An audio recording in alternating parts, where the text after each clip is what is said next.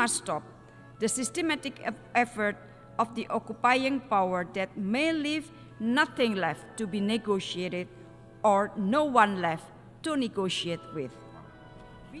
I now give the floor to Her Excellency Retno Marsudi Marsudi, Your Excellency, Minister of Foreign Affairs of Indonesia.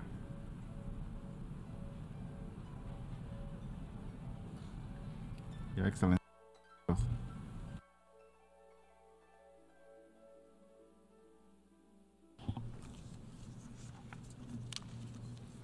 Bismillahirrahmanirrahim. Mr. President, I'm standing here not only as the Foreign Minister of Indonesia, but also as a woman, a mother, and a grandmother. I plead, stop the killing, protect the civilian, let in the humanitarian assistance. Use your heart for justice and humanity. Mr. President, countless times have we stood in this hall to relieve the plight of our Palestinian brothers and sisters. Countless times have we asked the General Assembly for emergency session on the fate of the Palestinian people. Countless times have our hope been crushed due to narrow political interests. The world seems divided in different realities, as if there is a refusal to see the catastrophe in Gaza. The fact is, attacks and killings continue to take place. Yet, amid such a large number of victims, the Security Council failed to take decisive action. 2 days ago, we reminded the Security Council of their moral obligation to save the lives of innocent people. Bring humanity back in the Security Council, and humanity must come first. Mr. President, my presence here today is to defend justice and humanity. To defend justice and humanity. Indonesia condemns, in the strongest terms, Israel's violence against Palestinians, against hospitals and places of worship in Gaza.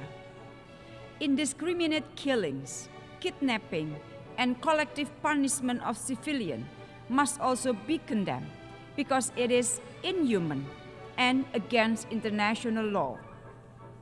This session must rise to the occasion where the Security Council failed to do so.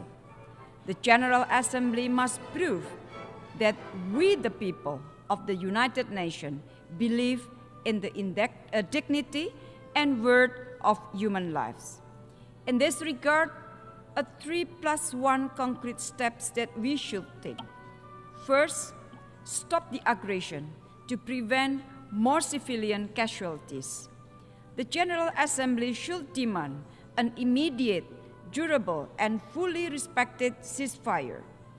We must be able to avoid future recurrence of the atrocities. The General Assembly should call for accountability, including the establishment of an independent commission of inquiry to investigate this horrifying humanitarian situation.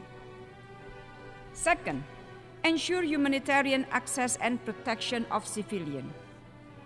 I call the General Assembly, together with relevant UN agencies, to step up efforts in providing humanitarian assistance in Gaza. We must continue to support the effort by the UN Secretary General and key countries to allow humanitarian assistance to take place. With the destruction and human suffering in Gaza, 10, 20, 100 trucks loads of humanitarian goods just not enough. Therefore, the General Assembly must call for an immediate, unrestricted, and sustained humanitarian aid. For our part, we will triple our voluntary contribution to UNRWA and call on the international community to support the UNRWA. Indonesia is also committed to send humanitarian assistance. Third, reject the forced transfer of civilians in Gaza. Colleagues, people should not be forced to move against their will. The call to evacuate the areas of North Gaza adds to the devastation of continuous bombardment of homes, blockade of electricity, gas, fuel, water, and years of collective punishment. This is a crime against humanity.